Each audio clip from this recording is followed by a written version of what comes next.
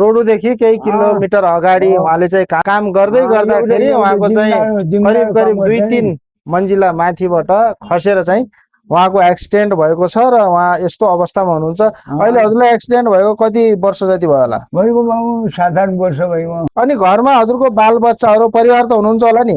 या बाबु कहाँ गया बच्चा त छैन, बच्चा त मरिगयो त्यहाँ। अँ, दुखी होइन नि, घर छोडी आया हूँ मर्दैन झिकाए होस्। म कहीँ घुमेर दोस्रो महिना आउँछु भने निम्स्याउनु छ। दोस्रो महिना क्या 12-14 सालमै हो। घर गएको दिँदै हुँदैन, अब पैसै हुँदैन कसरी जानु के छु। एकदमै दुखी छु भन्नुहुन्छ। 14 वर्ष जति भइसक्यो, मसँग चाहिँ अहिले गाडी किराय सुद्धा छैन घर जानको लागि भन्नुहुन्छ।